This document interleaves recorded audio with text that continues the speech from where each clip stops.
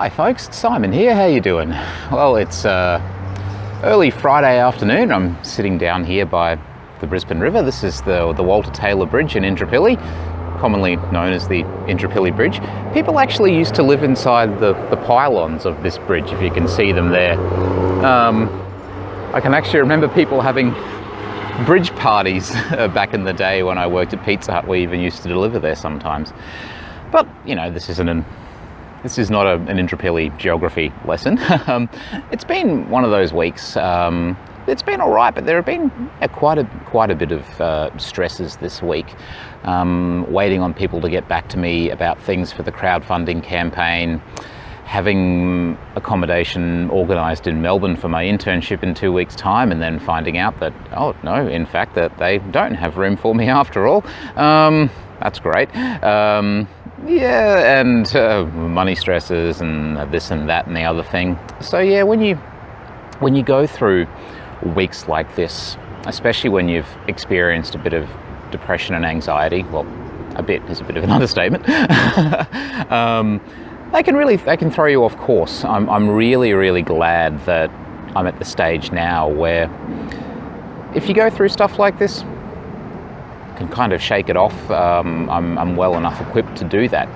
The other thing is I'm lucky that I've got good friends around me, and mum and dad as well are really awesome, and I've got my own coping strategies for these kinds of things as well. And when you've really been through the depths of depression and anxiety, coping strategies are very important. And I've talked a lot lately about work-life balance, things like that, spending time with family and friends. That's important, but it's also important that when you're spending time by yourself, that you're doing your best to do it constructively. If you're in a really bad place, yeah, sometimes you do just need to give yourself time to let those feelings come out. But if you can, it's really important to try and do something that's useful for you. Now, you might be in a situation where you're isolated, you're not in a great financial situation, so you can't get out and do all the things that you want to do. But very often, helping yourself to feel better is just about doing something small. I mean, for me, I have my favourite TV shows that I like to watch, something funny that will really bring me up. Also doing a bit of work on global village stuff and coming up with some new ideas really works for me. If you're at the point in life where you're struggling with new ideas and you're struggling with direction, that's okay.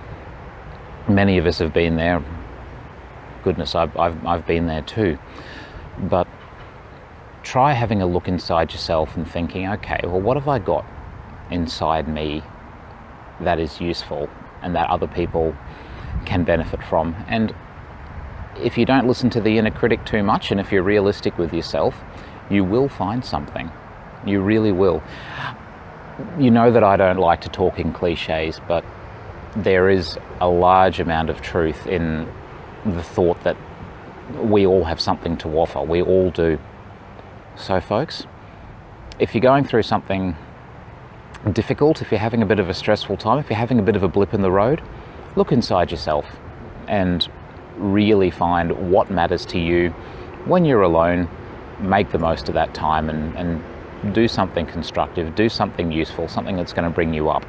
Okay, whether it's a little bit of work on a personal project, whether it's time out to watch some funny TV, whether it's playing with your pets, anything. Okay, think of what it is that makes you happy and go for it. All right, folks, well, I'm going to go hit the gym because I've got a fairly busy afternoon coming up, but we shall chat again soon. It's good to talk to you again. All right, onwards and upwards. Cheers, folks. Bye.